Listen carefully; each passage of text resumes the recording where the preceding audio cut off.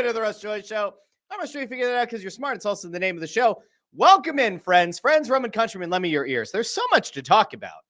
And is it such little time? I don't know. I guess we'll find out before it's all said and done. I think we'll have a general idea of how well or poorly things are going in the not too distant future. There's a lot to get into. We have the Eagles to talk about. We have to talk about the Sixers, the Flyers, and the Philadelphia Union have a scandal on their hands in the midst of a very exciting time with the semifinal coming up this week, this Sunday. There's now a scandal that the organization finds itself embroiled in. So we're going to get to that on the show as well. We will not today be talking about the fact that apparently, reportedly, the Phillies have expressed interest in bringing back young Harrison Bader to the fold. We're not going to get there today. I don't think. We'll see. But I think as of right now, we're going to Eagles, do a little talk about Los Sixers, specifically Paul George, the Flyers having things kind of in flux, and then the Union scandal will close that. Now, I will tell you that I took the time to try to figure out who the best person would be to bring on the show to talk about this whole Union thing, this whole Union story that was reported. And so on Friday, as of right now, on Friday, we'll have a guest on the show to kind of break it all down. We'll have like some initial observations, we'll call them here. And then obviously in the next couple of days, we'll update and we'll dive into it a little bit more on Friday and probably preview this weekend's game. But before we get there, we have today's show to worry about. And worry might not be the right word. I'm going to throw the comments on the screen here. We have a lot to get to and not a lot of time. What am I talking about? We have as much time as we want. We'll do it live. Speaking of doing it live, don't forget that later today, this evening, 6 o'clock in Northeast Philly, Snow the Goalie Radio over on WBCB, on YouTube, X, Facebook, the works. We will be all over the place.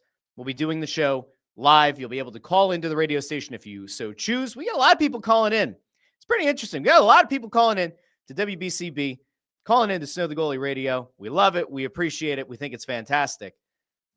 But we will be at the Chickies and Pete's on Roosevelt Boulevard, Northeast Philly. So if you don't have any plans tonight, or you don't want to cook tonight, or you want to come out and talk some puck, you are more than welcome to come join us. I would highly recommend coming out to join us at 6 o'clock. I'm going to throw this here on the old screen here for a second. Let's get the graphic. We have 3 shows this week over on the Snow the Goalie side of things. Most notably, we have Snow the Goalie Radio tonight. Let me take the comments down for a second. We have Snow the Goalie Radio tonight, Roosevelt Boulevard, Northeast Philly, 6 o'clock. We have the Press Row Show on Thursday night as the Flyers take on the St. Louis Blues. And then, of course, on Saturday, Flyers Devils down at the Xfinity Mobile Arena as well. So do us a favor. If you want to come talk some puck, find the Snow the Goalie crew, or you can follow along online on all the Snow the Goalie channels, YouTube, Facebook, X, the works. It'll be out there. Going to be a good week of talking some puck. Now, we will talk some puck on today's show, but we have other things that we need to get to as well.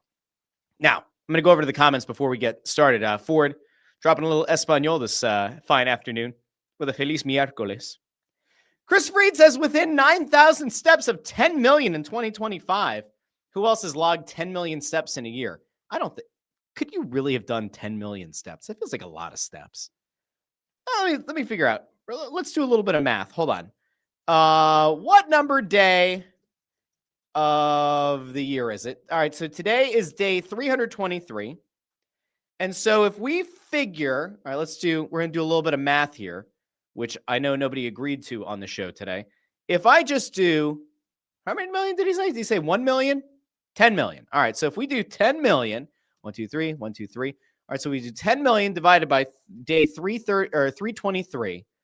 That means Chris Fried is doing almost 31,000 steps a day. Now, I'm not here to call Chris Fried a liar. I'm not here to call anybody who goes out of their way to watch the show live on YouTube, Facebook, and X. I don't go out of my way to call people liars. But you're doing 31,000 steps a day. What are you doing that you get to 31,000? I guess if you run a lot, I guess you could get a pretty high step count. And admittedly, mine is a relatively low step count. I am nowhere near 10 million steps for the year. I have no idea how many steps I'm in. So, yeah. Good on you, Chris. Good on you. Jay Grebby checks in. Good afternoon, Russell and Russettes. Hello, Jay. Thanks for being here. Let's see. Jay asks, when we talk Flyers, can we talk about who will end up being the odd man out on the wings when Martone arrives? Yeah, we'll get there in a little bit. We will. Connor Buss talking about needing to find a new sporting director for the Union. Allegations are damning. We'll get there a little bit later on. Chris says, will Russ be visiting the historic sports intersection of Cottman and Frankfurt Avenues before going to Chickies? I don't know. I'll go wherever the Waze takes me. Joe Fisher says, Russ, see the BS. The Mavericks fired their GM, and it reported they may be looking into moving Anthony Davis. And yes, he is linked to going to the Sixers. Do you think this happens? Well, one, no. I can't envision a scenario where the Sixers look to make a move for Anthony Davis. The only thing that maybe makes sense. All right, let me throw out a really crazy hypothetical that has absolutely no backing and no basis in reality. I just want to do a quick comparison.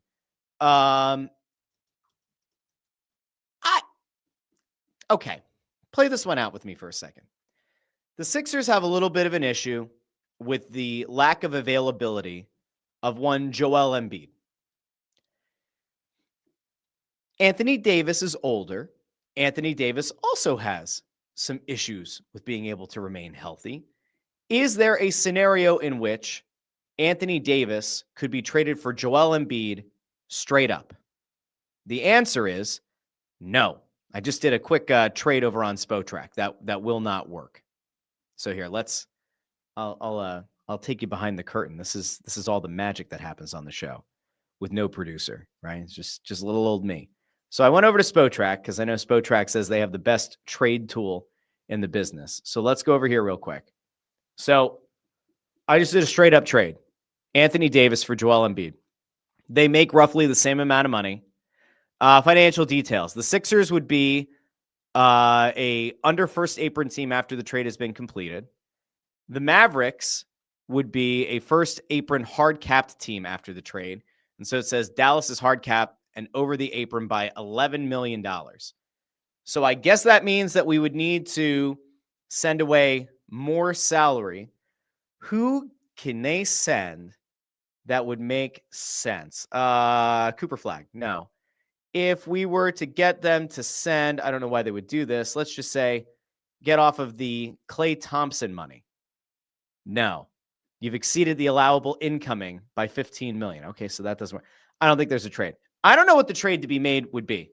Could we do, hold on, let's play out. I'll do this one other way really quick and see if this makes sense, although I don't necessarily think it will. If it were a Paul George for Anthony Davis trade, it would still fail because the Sixers would fail, or they would exceed the allowable incoming by $2.4 million. So that wouldn't work. Okay. I don't know what to make of any of it. No, I don't think that the Sixers are going to get involved in the Anthony Davis sweepstakes. I don't think it's a move that would make a lot of sense for the team. I think even if you, at this point, right, if you're like Joel Embiid's health is such a question mark and going forward, the contract is so big, let's trade him for Anthony Davis. Anthony Davis has had injury issues as well.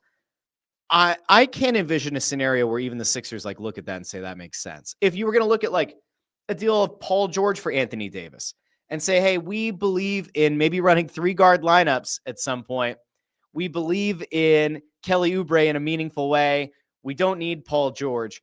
I don't know why the Mavericks would make that move. So like, I don't see a scenario right now where it would make sense to have a Sixers Mavericks trade.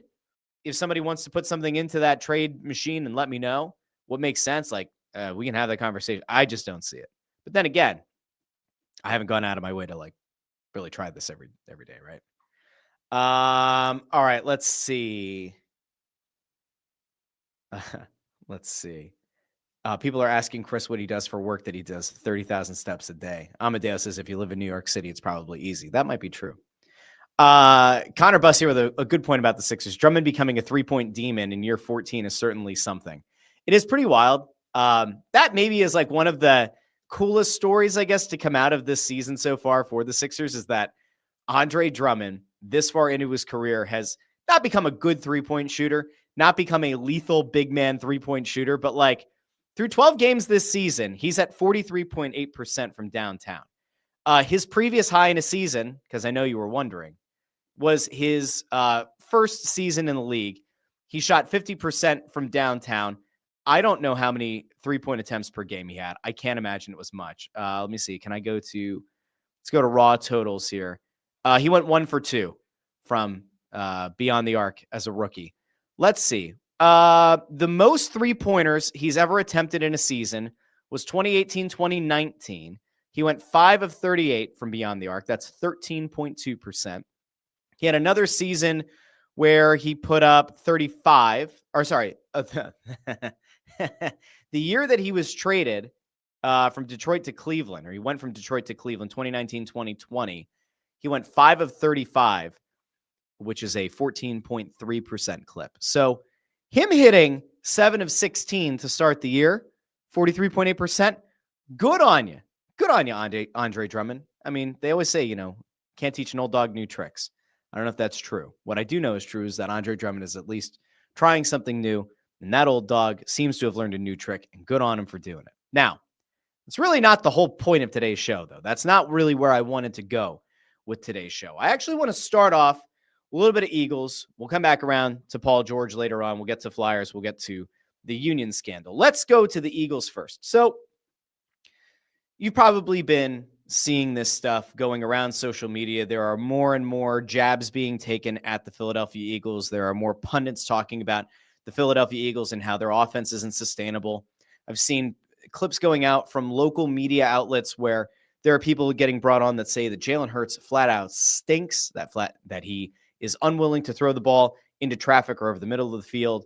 There are people who say that Tanner McKee would have been a better option at quarterback, yada, yada, yada. We talked about the fact that Derek Gunn put out the report about people in the organization not being happy with Jalen Hurts, and that Hurts is cognizant of the fact that he kind of has the team over a barrel, all that kind of wonderful stuff, all the kind of stuff that warms the cockles of your hearts, I'm sure. No, it doesn't. It's the kind of nonsense that continues to permeate the media landscape around the Eagles. And I have an actual problem and a concern. And my problem and my concern is, why is this stuff still coming out in the course of a season where the Eagles have started off 8-2? That's my problem. Like right now, my number one concern is, why is it that we keep seeing after every single game, many of them have been wins, 8 of the 10 games have been wins. Why do we continue to see anonymous sources talking to the media saying they're upset with Jalen Hurts? What is the end goal? And as an organization, isn't it pretty critical that you get everyone on the same page? We are not, under any circumstances, happy with anybody who goes to the media and expresses this opinion. Like, isn't the idea that you're supposed to be a very good culture team? Like, if we go back to the decision by the Eagles to not be on the field for the banner unveiling on opening night, right? And then Nick Sirianni said, I didn't even realize they were going to be doing that. And you go back to players saying, that was last year, this is this year, we're focused on this year. Even recently, A.J. Brown saying, thanks for the championship, thanks for the title, thanks for the ring, but I'm focused on this year. If that is the organizational mindset, we're not looking in the rearview mirror, we're looking forward. Why are there people that feel comfortable still going to the media as anonymous sources to throw the quarterback under the bus? What is the reason? Because you would think that if winning is really the ultimate goal, and winning is the thing that, people have kind of thrown at A.J. Brown's feet. Well, does he not care about winning? Does he care more about his own stats? If you're going to kind of hold his feet to the fire, shouldn't the same be applied to all of the anonymous sources that are running off to the media to complain? Because, isn't the goal to win games? You are 8-2. You are the top team in the NFC. You have a legitimate path to being the number 1 seed with home field advantage throughout the NFC playoffs. Shouldn't the idea to be get your house in order and make sure that everyone is on the same page? It feels like this is going to be how the entire season plays out, that week in and week out, Eagles win games, and then it's just waiting for the other shoe to drop, waiting for the scandal to come out, waiting for the anonymous quote to come out, waiting for a tweet or an Instagram post to be taken the wrong way. At some point, don't you just expect that adults are going to be adults, and that if there really are issues, and if there are issues with the quarterback, that they'll be addressed in the offseason? Isn't that what you should ultimately strive for if you're the Philadelphia Eagles? Because to me, that should be the most important thing. Why on earth does anyone feel empowered in this moment to go to the media and say, well, we would actually be a good team, even if Jalen Hurts were the quarterback. Well, it seems like he's afraid to throw the ball over the middle. It seems like he's risk averse. He doesn't want to throw into double coverage and allow his wideout to make a play. Like, why does this continue to happen? Why? You are essentially cutting your quarterback, your franchise quarterback, at the knees. I don't understand it. Now, I guess we can also kind of play the game of, should we continue with this idea that Kevin Patullo is solely to blame for the offense? Maybe he is, maybe he isn't. I would say that to this point, it's been pretty well known, well documented that Nick Sirianni doesn't just give full autonomy to his offensive coordinator, that a lot of the concepts that are installed week in and week out come from Nick Sirianni, and that is a collaborative environment. He doesn't just give up the play calling and the game planning on the offensive side the same way that he does for Vic Fangio, right? Fangio, by all accounts, has full autonomy over the defense, and that's probably for the best. But it seems like Sirianni still has some kind of influence on the offense. So I don't know. Is it fair to throw Kevin Patullo all the way under the bus? Probably not. Would I rather see Kevin Patullo get thrown under the bus than Jalen Hurts? Probably. But there probably is a certain percentage of blame that does go to the guy who has the ball in his hands every play in Jalen Hurts. And look, if it's a situation where you break down the all-22 film and you see that Kevin Patullo's offense is evolving over the course of the season and Jalen Hurts just isn't willing to throw the ball into tight coverage, well, then it is a problem. And then it probably does fall solely on the shoulders of the quarterback. But to this point, it doesn't feel like that's the case. So again, I just don't understand what is the ultimate motivation for a player or a coach or someone within the organization to go to the media right now and throw the quarterback under the bus. I don't get it. If you're going to try to win a Super Bowl, he's got to be a big part of it. And in fairness, he was the primary reason that they won the Super Bowl this year. I mean, it happened months ago. We are like, 9 months removed from a Super Bowl win. And people are talking about Jalen Hurts being the problem with the offense. I must have lost my mind. I just must be on a totally different planet. I have to be. It must just be me. I don't get it. I'm going to go over to the comments here, and then I'm going to get to one of the incendiary comments that came away today. Philly fan says, it's the fans' fault that the Eagles are the most scrutinized team nationally because we're hyper-focused on every little breadcrumb for national clicks. That is true. I think that there's definitely some truth. I think that the fact that very clearly Eagles fans live and die with every tiny little factoid, every little update, that probably does kind of push a national media narrative. I mean, what do we talk about every offseason? I talk about how stupid it is to track training camp stats. And finally this year, J.J. Watt, of all people, ran with it about how stupid it is to track stats in training camp because you don't actually know what's being worked on. You don't know whether the concepts that are being installed by the coaches are set up in a way that it's supposed to be an advantageous, essentially let the offense get this rep, let them get the reception, let it all play out, or, see how the defense is going to react to a certain look. Like we don't know. So I think it's always stupid to track those training camp reps. But that started here. Like, I'm pretty sure that the training camp stat tracking started in Philadelphia. I think Elliott Shore Parks was at the forefront of it. I don't like it. I don't agree with it. But that became fodder for social media. Every single time that A.J. Brown has put out anything that's even remotely viewed as potential slight or a potential side eye or a potential subtweet or whatever the hell you'd call an Instagram post that's meant to be like that, people have jumped all over it. And if that's going to rule the day and that's going to increase ratings on a national scale, well, then guess what? The national media is going to talk about the Philadelphia Eagles as being a dysfunctional franchise. Now, I didn't play the clip on the show on Monday, but there was a clip from last week where Cam Newton went out of his way to say that the Eagles are like a dysfunctional ticking time bomb. And that it's not a matter of if, it's a matter of when it all explodes. And then the Eagles went out and they took down the Detroit Lions, who Cam Newton said the Eagles would not be able to beat. So, we try not to give Cam Newton too much oxygen on the show because his opinions are almost as ridiculous as the hats that he wears. No offense to Cam Newton. He's a well-dressed guy. If you're into that kind of thing. I mean, he kind of looks like a guy who got dressed in the dark at a Salvation Army. And then he puts on a hat that Smokey the Bear would be proud to wear. He's an odd dude. A former league MVP who seems legitimately to be rooting for the downfall of players that are going to ultimately have probably a better all-time legacy in the game. Cam Newton never got it done in the Super Bowl, was never able to lead his team to the pinnacle of the sport and hoist the Lombardi Trophy. It does feel like a weird disdain that he holds for Jalen Hurts, and he's just going to continue to double down on it until inevitably Jalen Hurts isn't a starting quarterback in this league. That might be 10 years from now, but whenever that is, I'm sure Cam Newton's going to be ready to dance a salsa or something on Hurts's grave as a starting quarterback. Until then, I don't know. Amadeo says, I'm tired of the drama. I'm also sick, which makes me more tired. Well, there you go. Let's see. Joe Fisher says they are winning, and yes, it's been ugly, but they're still winning, aren't they? Losing must not be real Eagles fans or people just jumping on the bad in case it happens. They're still winning. They aren't losing. Must not be real Eagles. Okay. So the people who, okay, got it. Let's see. JH says Marcus Hayes must be feasting well on this drama. He 1000% is. Has to be. Like, has to be. I can't imagine. If the Eagles were to go on a 3-game losing streak, 4-game losing streak, Marcus Hayes will have a column ready. If the Eagles get bounced early in the playoffs, Marcus Hayes will have a column ready. You can guarantee it.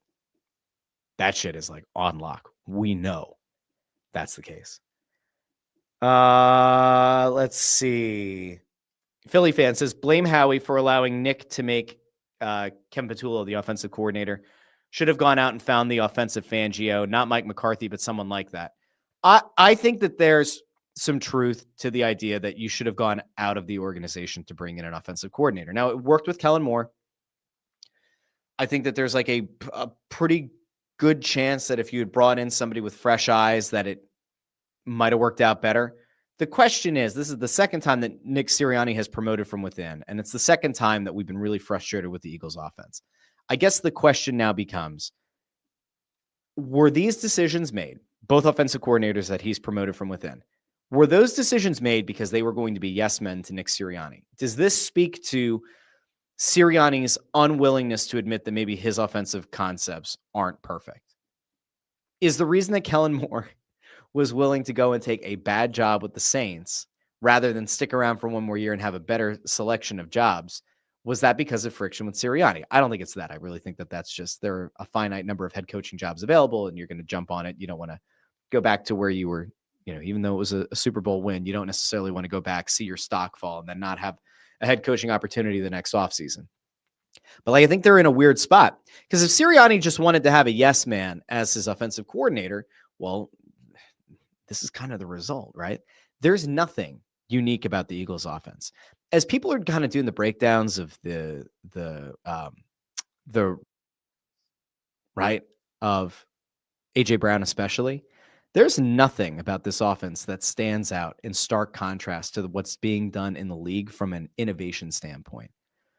This just looks like a very basic bitch offense. I think that's what we should call it. We should call it the BBO, the basic bitch offense.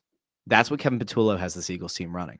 Now, if we were to see that some route concepts have been updated over the last few weeks and that AJ Brown is actually running more across the middle of the field where you would expect a guy of his size and speed and ability to find success, and Jalen Hurts isn't getting in the ball, well, then we have a different conversation. Then we do have look, they've made adjustments to the offensive game plan. The quarterback's not executing them. Well, then that's where it becomes fair to question the quarterback. But it looks like week over week, we're seeing a lot of the same concepts. Nothing is really changing. All right, let's go to Ford. Says hiring Kevin Patullo was dumb. Should have looked outside. Hopefully, Kellen Moore is enjoying being a head coach with the horrendous Saints. Yeah. Jim Grassa says the common denominator in all of this is that when we have an established offensive coordinator, we go to the Super Bowl. That is true. That is true. Joe Fisher says, Russ, what people aren't talking about is how many times Hurts has had a different offensive coordinator stay for more than 1 year and what won and what his starting record so far is a winning one. So, okay, here's the thing about all of that. He hasn't had the same offensive coordinator 2 years in a row. I think the only guy who kind of qualified was Steichen, who was brought in partway through a season and then had one full season as offensive coordinator. It's been like every year there's been a different OC, which is where I come back to that idea of how many of these seasons that Sirianni has been in control, how many of those seasons have been a heavy Nick Sirianni influence on the game plan, the methodology, and the philosophy of the offense, and how much autonomy have the offensive coordinators have to work within certain parameters? We don't know. We're not there. We're not part of the installation of a weekly game plan, right? The only people who would know how much influence and autonomy the offensive coordinators have are the offensive coordinator, probably the position coaches, and of course the head coach himself. Other than that, I don't think there are that many people who would have a realistic idea or a realistic answer. It's a problem, though. It is. All right. I'm good on that part. Now, I do want to bring up a quote that came out today, and this is honestly like just part of where this whole frustration came from today. Is I was kind of going around on Twitter earlier, and I saw that over on First Take, Dan Orlovsky had some pretty critical things to say about the Eagles offense. And most notably, he had some pretty critical things to say about whether or not the Eagles offense can get the job done. And look, I think a lot of the people on ESPN very clearly are not throwing shit against the wall to see what sticks, but I think there's definitely a belief out there that when you throw certain incendiary ideas out, it's going to catch fire. And so Dan Orlovsky went over on, I thought it was over on First Take. Maybe it was on NFL Live. He came out and said that he just doesn't see a scenario where this Eagles offense is good enough to win a back-to-back Super Bowl. And that is deeply concerning on a few levels. And I guess the question is going to be, going forward, what is the likelihood that the Eagles are actually able to get it done? And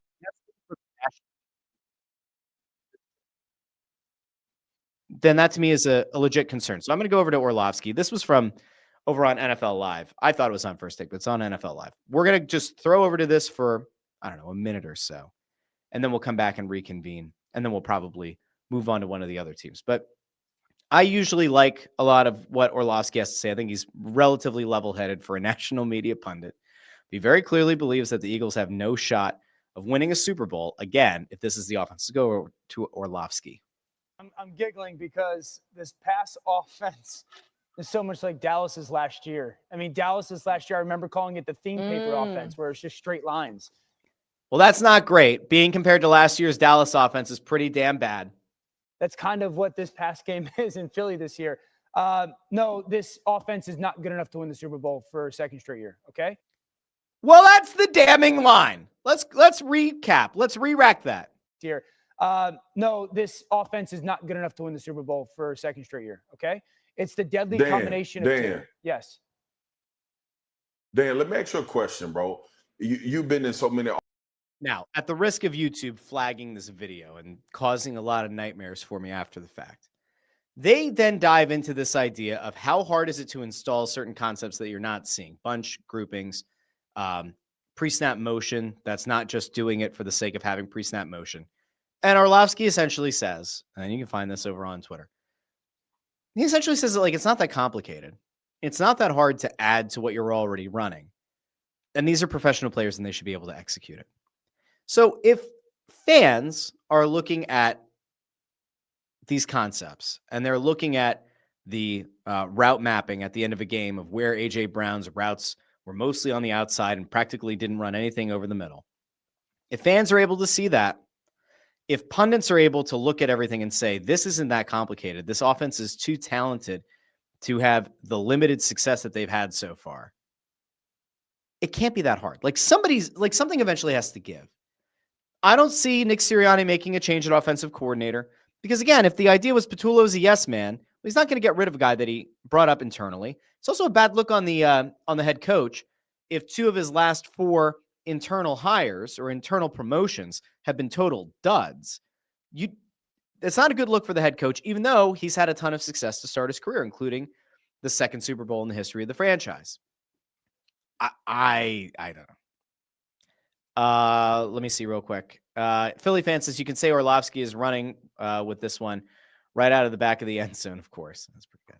That's pretty good. Jason Franklin says this makes it sound like Jalen has much input in the game plan. Well, I would assume that he's got some, but ultimately he's the one that executes it. So even if he doesn't agree with the concepts, I mean, he has the ability to call different things at the line.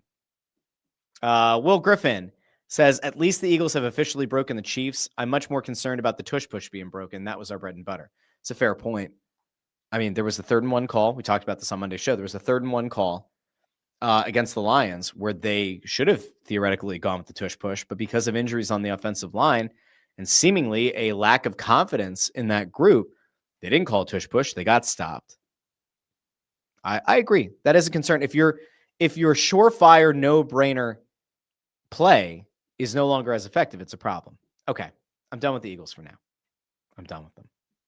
We love the Eagles, but we're done with the Eagles for now. I want to get to a couple of other things.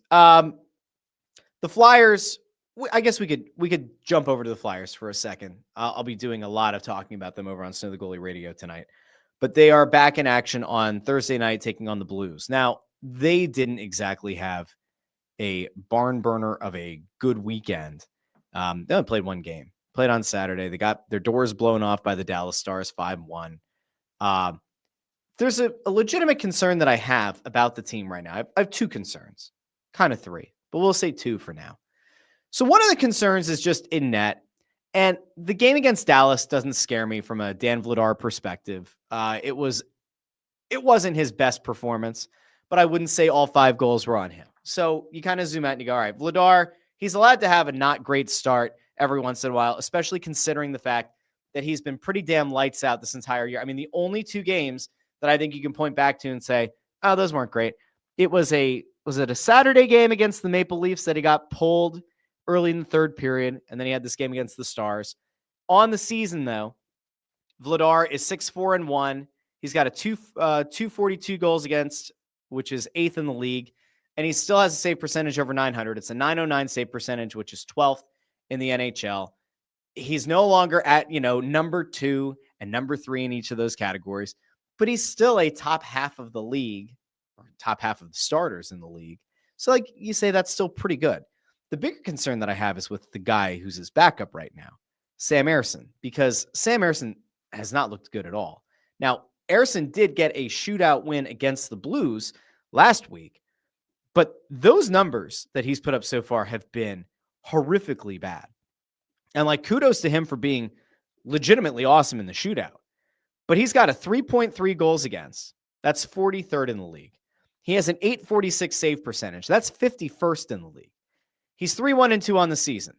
I don't have a whole lot to go off with Sam Ersson to instill some kind of confidence. But let's just take a goosey gander at his last 5 games in between the pipes for the Flyers. All right.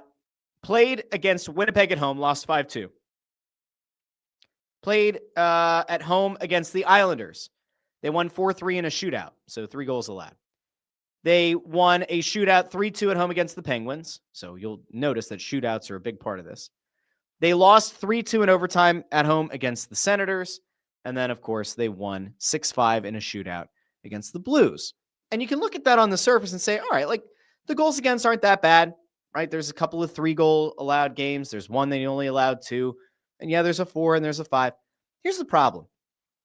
To this point in the season, Sam Ersson hasn't done anything to inspire any confidence that backup position is solid. And one of the things that I've been saying since the start of the year is Dan Vladar being as exceptional as he's been is great, but it kind of covers up some of the imperfections on the team.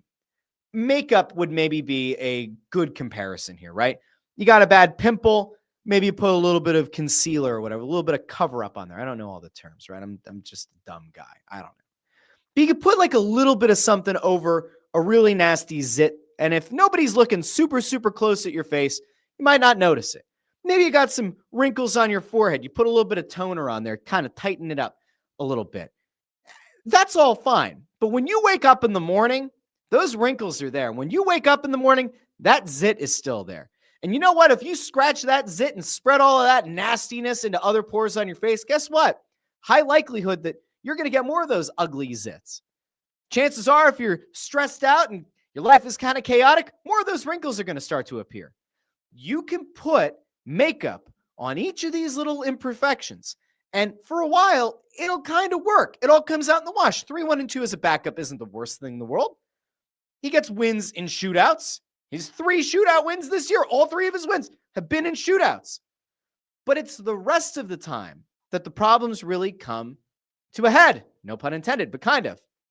See, the Sam Ersson problem as the backup netminder for the Flyers is like a Mount Vesuvius level pimple that's about to land right between the eyes before the biggest date of his life. That's what Sam Ersson's season has been so far. And we can even go back to last year, where the groin injuries sent him to injured reserve multiple times and led to a weird 3-goalie rotation. The Sam Ersson problem is a legitimate Mount Vesuvius level pimple that's getting ready to come to an head. And at some point, it will fully come to a head for the Flyers. So far, they've been able to put a little concealer. Oh, a shootout. Sam Ersson's okay in the shootout. He has 3 wins in the shootout. You put a little bit here. Oh, Dan Vladar was in the top 5 in goals against the save percentage for a good chunk of the season. All right, that's putting a little bit of toner, tightening up those wrinkles. Eventually, this will come to a head. And the question that the Flyers are going to have to answer is, how long are they willing to roll the dice that Sam Ersson is the right guy to be the backup? We could actually have an honest conversation about, is Dan Vladar really the guy that you want to envision being the number 1? It's always hard to say because goalies are very complicated creatures, right? Goalies are so freaking unpredictable. You never really know what you're going to get from one. And you never really know when a guy's going to hit his peak performance. And at this point, Ersson is 26 and Vladar is 28. You can look at Vladar and say, hey, could this be a really good stopgap guy that can give us, starting quality performance, maybe not top 5, maybe not top 10, but like a really solid starter? He might be. Remember, the most games he's played in a single season so far has been 30 games. He's at 11 so far this year. So it's probably fair to wonder, can you really put all the eggs in the basket of Dan Vladar being the number 1 guy? So far, he's looked good enough that I think you could say, yeah, at least for now, small sample size, he's looked pretty damn good. But the backup shouldn't be the problem. Like in reality, they thought Ersson was going to be the starter and Vladar was going to be a really good backup. Maybe give you 30 games. Maybe be able to be a guy that you lean on in some high leverage games like he was with Calgary. But right now they have the guy that was supposed to be the backup as the starter. And now the guy that was supposed to be the starter is underperforming as a backup. And the problem is, it's not like Sam Ersson has games where you say, that goal's not on him. None of the goals are on him. No, virtually every game, there's 1 or 2 goals that Sam Ersson allows that you go, he needed to have that. And here's the bigger thing. Even if you get to the end of a game and you say, well, it's not all on Sam Ersson. There's one part of this that I just fundamentally cannot understand. There are times where you need a goalie to make a save to bail you out. Vladar has done it this year. Vladar has had moments in games where he pulls an incredible save out of nowhere and bailed out his team, who turns over the puck in their own zone. And Vladar has made that save, looking like a number 1 netminder. It feels like virtually every time the Flyers make a mistake in front of Sam Ersson, it ends up in the back of the net. So my question once again is, at what point do the Flyers say enough is enough? Now, I don't know. Could there be another team in the league that would be interested in trading for him? Maybe. He's an RFA at the end of the year. Could a change of scenery thing be a good idea? Maybe. Do they really want to go to Alexei Kolosov now? I can't imagine they do. They certainly don't want to bring Bjarnason up. Are they going to go explore the trade market for a more reliable backup?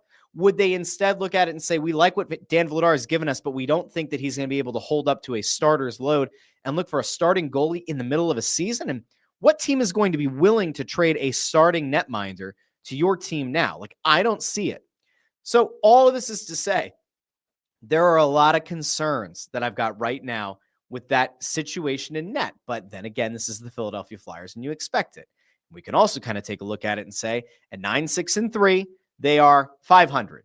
I don't like to look at overtime losses or shootout losses and say, well, they don't count the same because you got the extra 5 minutes of time, that extra time beyond the 60. So we're going to give that a different percentage. No, you're 9-9.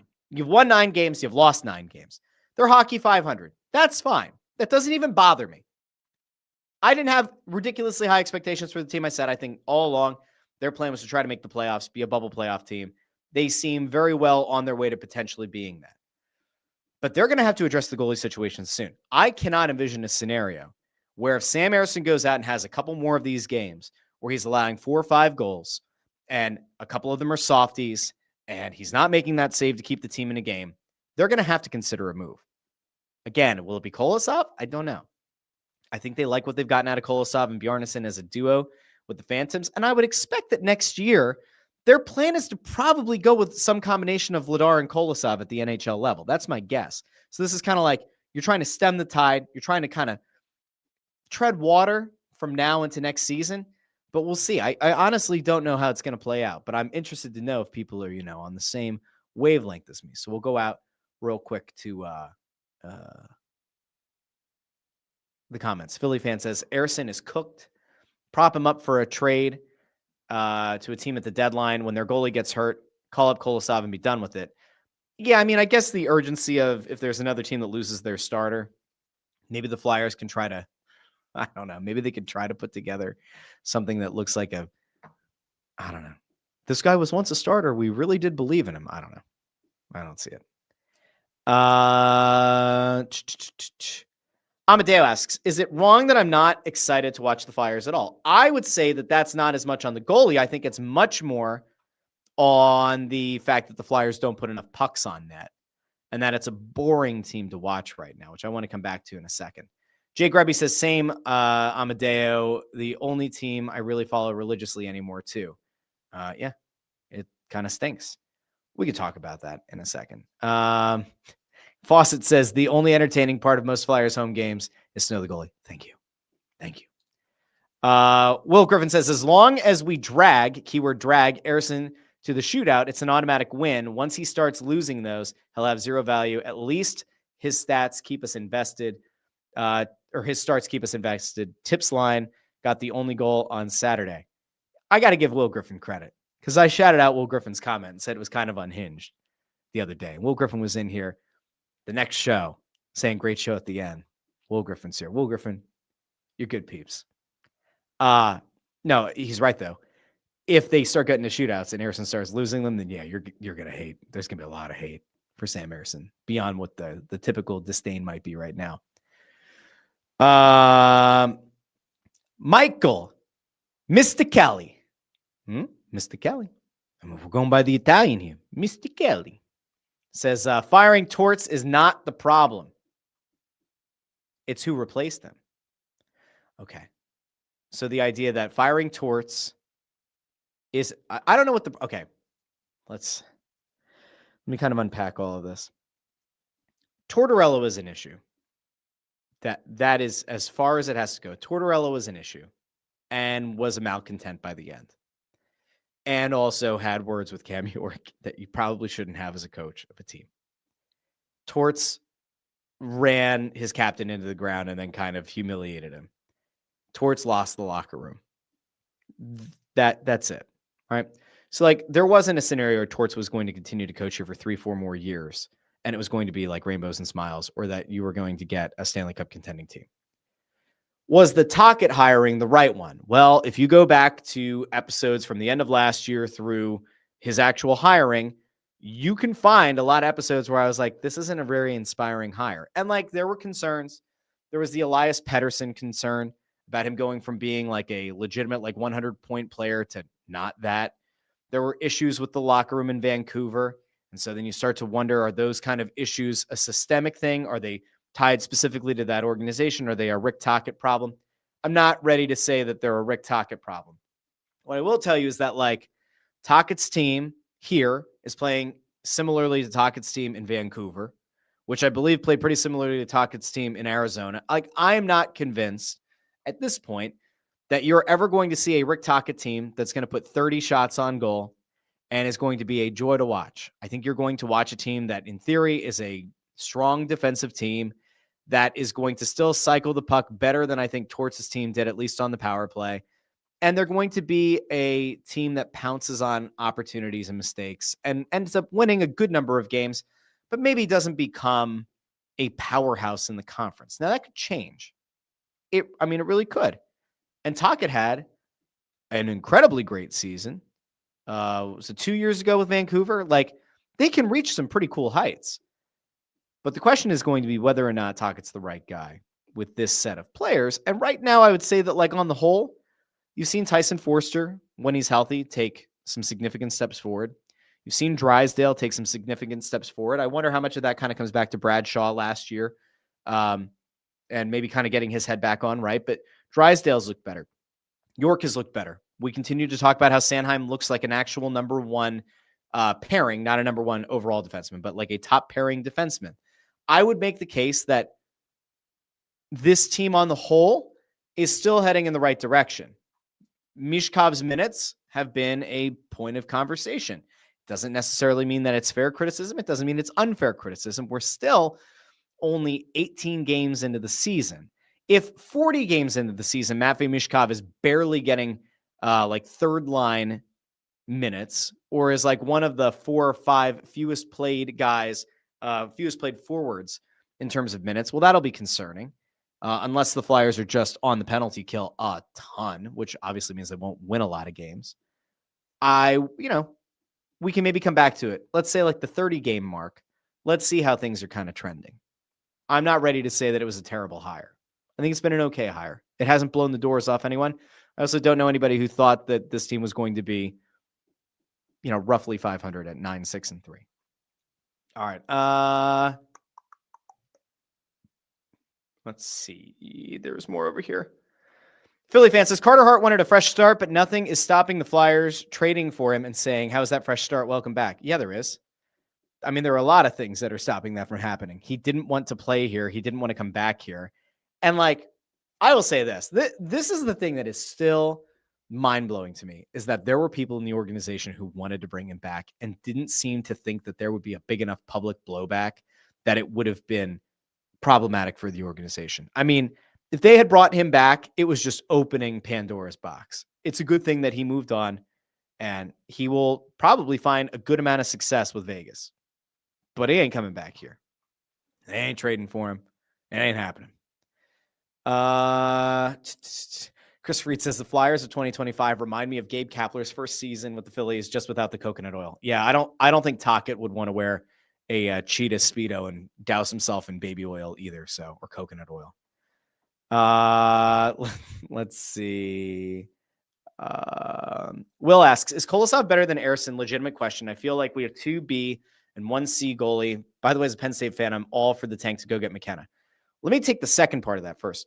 McKenna has not looked like a generational guy at Penn State yet. It doesn't mean that he won't be. It's just wild to me that, like, going into the season, people were talking about him on the same line as like Connor McDavid, or about like a Sidney Crosby being a generational prospect. So far at Penn State, he's been good. Sometimes he's been very good, but he hasn't looked like the bona fide number one stud and generational talent that people have hyped him up to be. They're also not going to go in the tank intentionally to go get McKenna. Is Kolosov better than Ersson? I don't know.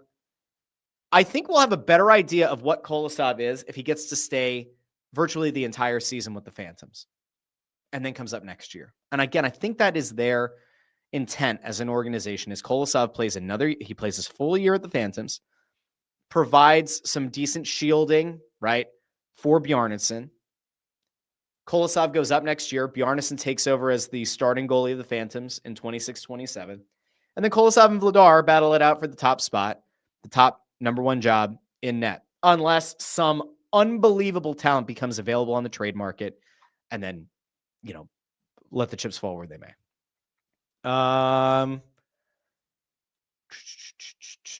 Okay, I think Jay Grubby says Snowden's Phantoms are a joy to watch. Here's like the weird thing, I guess, right? Snowden and Tocchet are in constant communication, apparently, or in enough communication. And like one of the things that we talked about on the Press Row show a week or 2 ago, I think with Jackie Spiegel, was that they're trying to pass a lot of like what's expected at the NHL level to the AHL, and how in the past when Lappy was at the AHL and Torts was at the NHL level, that they weren't playing the same system and the points of emphasis weren't the same. And so when a guy would get called up from the Phantoms, he wouldn't know what the hell to expect. Whereas now they're trying to make that transition back and forth a lot easier on these guys. And I think it seems to be working so far.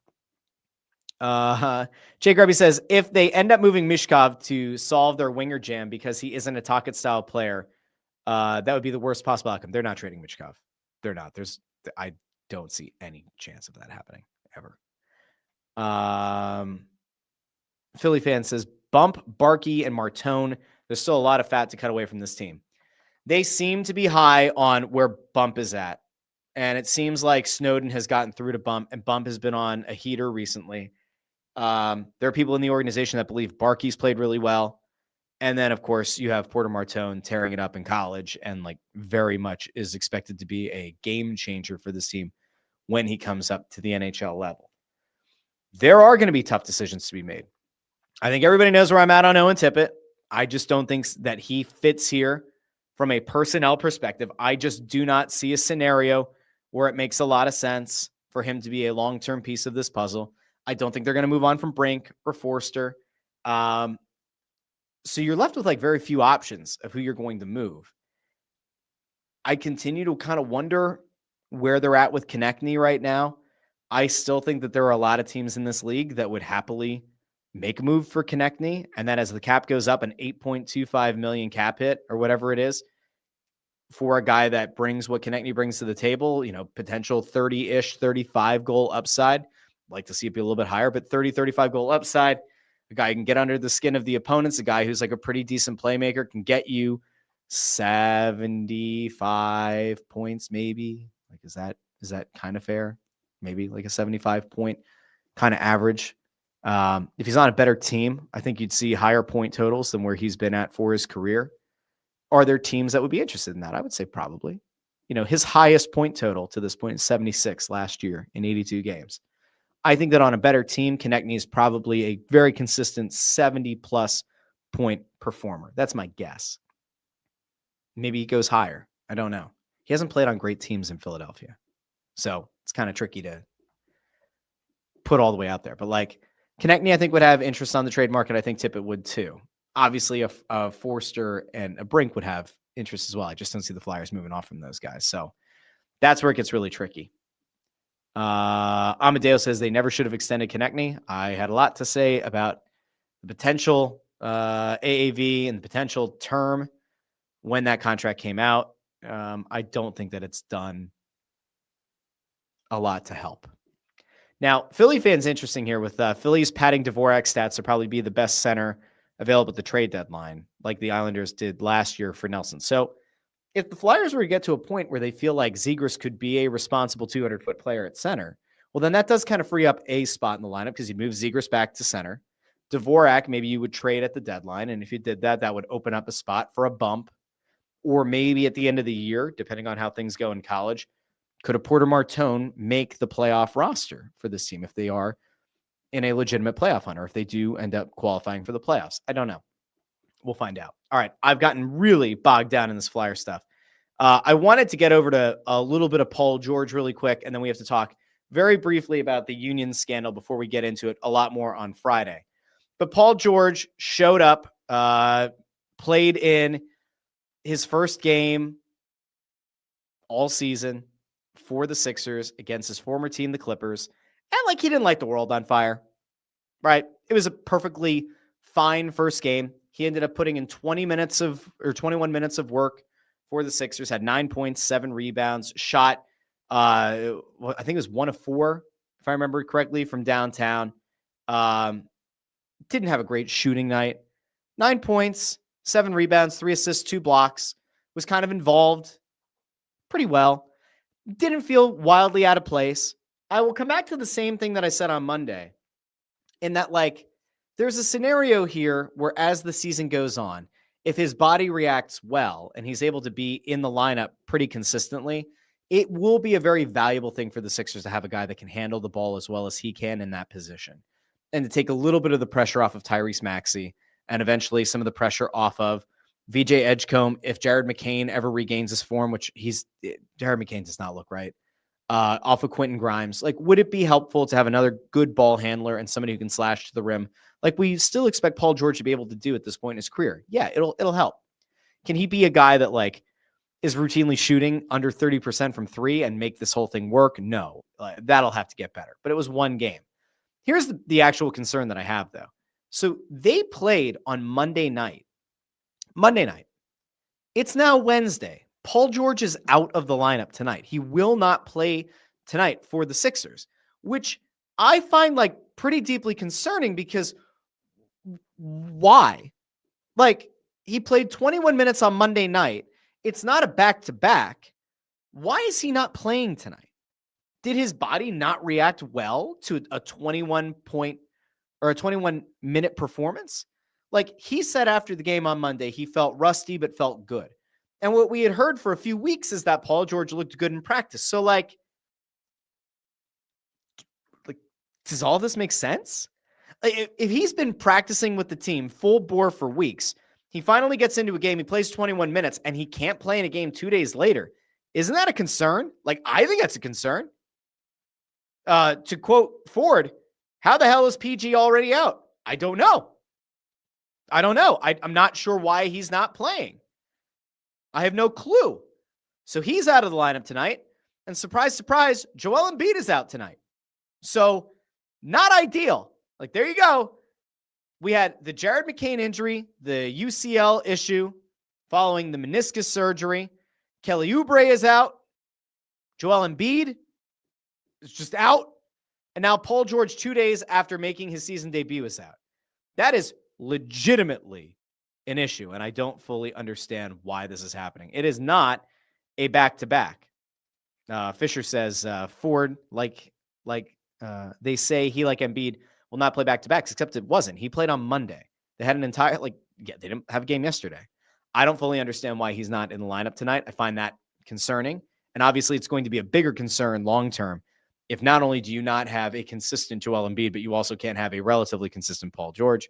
But we'll come back around to that at some point. Now, the last thing I wanted to get to today is the scandal around the Philadelphia Union, and it is bad, very bad.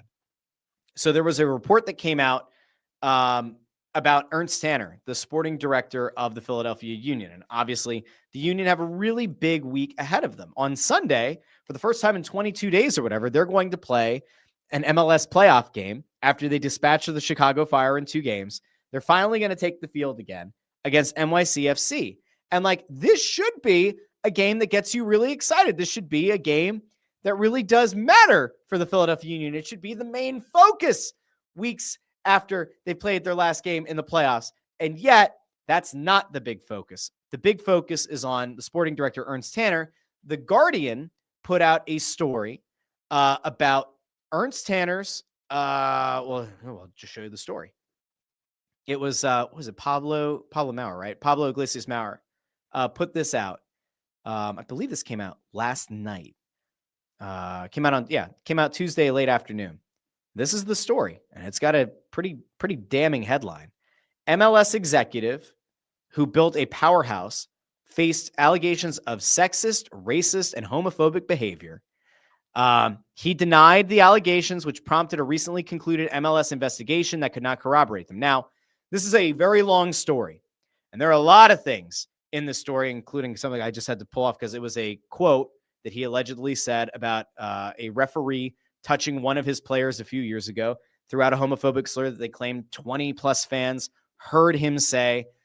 There were comments in here about him potentially saying demeaning things about female referees. There were things about comments that were made about people being subhuman potentially, or being not at the same level intelligence-wise based on their race. Not good stuff. Not good stuff at all. Now, MLS investigated. He was essentially cleared. As that subheadline says, MLS could not corroborate the claims.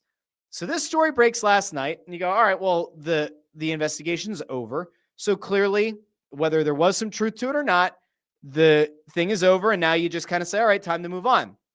Except nay.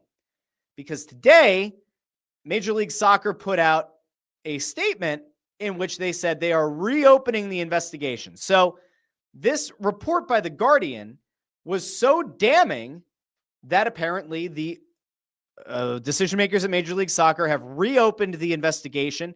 The statement from MLS reads as follows, or from the Philadelphia Union. The Philadelphia Union takes all allegations of misconduct extremely seriously and is committed to maintaining a safe, respectful, and inclusive environment for everyone associated with our club. Discrimination, harassment, or abusive conduct of any kind has no place here, and all staff are required to complete annual sensitivity training.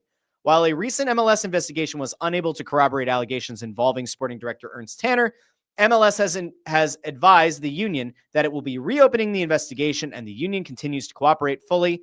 The union has placed Mr. Tanner on administrative leave during the investigation. Throughout this process, our top priority remains the well-being of our players, fans, staff, and community. And so the union put out that big statement, right?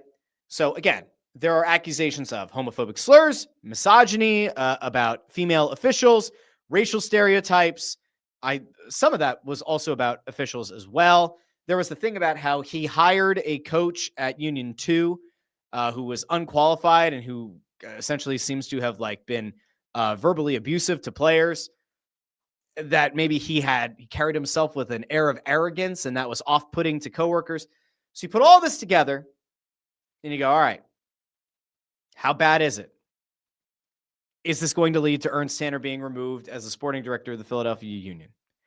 And one of the things that MLS kind of put out in their own statement is that there were people who were approached in the first investigation. Many of them decided to participate either anonymously or not. And that those people in the midst of that investigation, they couldn't corroborate the accusations. MLS put out a statement today saying that they're going to maintain an anonymous reporting hotline and encourage anyone with relevant information to come forward. Now, the Philadelphia Union are in the midst of a playoff run. If there's ever a time, I guess, for the sporting director to get placed on leave, now is about as good of a time as any. Now, do we here at the Russ Joy Show condone misogyny, sexism, or racism? We do not. Did I hit all three? Let's see. Racism, sexism, and homophobic slurs. That was the other one. No. Do we condemn Ernst Tanner right now, coming off of an investigation where they couldn't corroborate the claims? Well, no, I don't know what you do. If the league looks into it, I think it's probably safe to say that some of the accusations could have been true. They very well may have. But if the league cleared him, and now you get additional reporting that, what this seems, and I could be wrong, so take this with a grain of salt. There were people who alleged things. Major League Soccer looked into it. Major League Soccer said, can't corroborate it. Case closed. Ernst Tanner's fine. You could stay in your position with the Philadelphia Union. Seemingly, somebody or somebodies who might have made claims against Ernst Tanner were unhappy with that. Then they spoke out to this reporter who presumably also had other sources speak. Maybe one of the people who had made an allegation also came forward to that reporter and put other things out there, because Major League Soccer essentially said that there were more accusations that came forward. And so now they're trying to parse what's true, what's not, and they're reopening the investigation. I guess the question is going to be, if Major League Soccer does this again, and they still are unable to corroborate the accusations, will there be another report to come weeks from now? And will they reopen the investigation again? At what point does the league say, we investigated this, it's from our perspective, it's done? Now, to their credit, if there are legitimate issues, and there was one of the things we didn't touch on here, is that apparently there was apparently inappropriate contact with a coworker. I think they said grabbed the butt of a coworker. You certainly cannot do that. You certainly cannot. And if that got reported to HR and wasn't handled, then that's shame on the Philadelphia Union for not following up. All of this is to say, it feels like a lot more information is going to come out between now and Friday. Friday, the goal is to have somebody on who's covering the team a lot more closely. And by then we'll have even more information to go off of. But for right now, it is a shame from a macro perspective that if you're a Philadelphia Union fan, your team's about to be in the conference semifinal. And instead of being able to focus on that, you have this very awful black cloud looming over the organization. And again, I will be fair. This is a thing that, if it is proven to be true, is a horrible black eye on this organization. And I would even make the argument it's probably a pretty big black eye for the league itself if they were able to clear this guy. And now it looks like they maybe shouldn't have, right? will I compare this exactly to what happened in the NBA with the gambling scandal where they cleared a couple of guys only for the FBI to turn around and say, nay, shouldn't have been cleared. Here are some additional facts that you were unaware of. And now we as the feds are able to bring to the forefront. I don't know. I don't know if it's totally fair to make that one-for-one comparison, but it doesn't look good on the league if you cleared the guy and now you're reopening it again based on this report. I don't know. We'll see what happens. Ultimately, if these things are proven to be true and are corroborated, well, then you're probably looking at Ernst Tanner getting let go by the Philadelphia Union, which from a, is that the fair thing to do? Is that the right thing to do? If all these accusations are true, yeah, there's no place for any of it. I will also note that, this guy might be the best executive in the entire league. He certainly is the best executive the Philadelphia Union have ever had. And so if this ends up turning out to be true and he gets let go and it's found that that is the right thing to do, that puts a massive hole, by the way, in the Philadelphia Union's building of a team.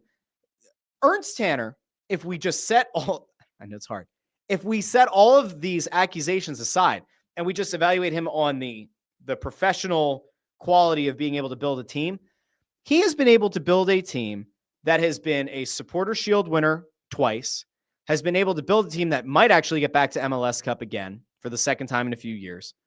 And he's done it with little to no financial support relative to other teams in the league. And that is a commendable accomplishment. And at the same time, if he's done that while also being potentially misogynistic, racist, and homophobic, it's not great. It's not great at all. You don't put those things on the scale and say, they kind of balance out. He's such a good executive. You can't. So we'll see over the next couple of days what truth comes to light. We'll see what this new investigation finds in the next couple of days. And again, we should have somebody here on Friday who covers the Philadelphia Union to talk about it. So we will see. Connor Buss says he let the power get to his head ultimately. Might get cleared again if they can't corroborate the stories, but either way, the Union should fire him. I don't think if they can't corroborate it, I don't think the Philadelphia Union are going to fire him. I really don't. I don't think it'll happen. I think they're going to look at it and say, this guy's too damn good. But I could be wrong. Amadeo says, it's not a Philly team without drama. That is correct. And Connor says, the fact that so many accusations are there and it's being reopened is not good as he is. As good as he is, I'd rather he leave or be fired. We'll see what ends up happening. So, again, we will touch on that topic again on Friday. Until then, this has been the Russ Joy Show. I've been Russ Joy, but you knew that already because you're smart. It's also the name of the show. Don't forget, tonight, Wednesday night, depending on when you're watching this or listening to it, Wednesday night, 6 o'clock at Chickies and Pete's on Roosevelt Boulevard in Northeast Philly. We're doing Snow the Goalie Radio from 6 to 7. That'll also stream on all the Snow the Goalie platforms. So if you want to come talk puck, come out to Chickies and Pete's. Let's talk some puck. You can give us a call over on the radio as well. If not, we'll be back also on the Snow the Goalie channels on Thursday night for Flyers Blues, the Press Row Show. You can check that out. For the purposes of this show, however, I will be back on Friday. We will dive into all of the biggest stories in Philadelphia. So a big thank you to each and every one of you who tuned into the show. A big thank you to all of you who were in the comments section today. There were many of you today, and I want to thank you all for joining me on Facebook, X, and YouTube. If you like the podcast feed and you like listening to podcasts better, good news. You can tune in after the fact over on Apple Podcasts, Spotify, Pandora, Amazon Music, wherever you get your podcasts. So again, until Friday, this has been the Russ Joy Show, and I've been Russ Joy. But you knew that already because you're smart, and it's also the name of the show. Have a wonderful Wednesday, and I will talk to all of you Friday here on the Russ Joy Show. Bye now.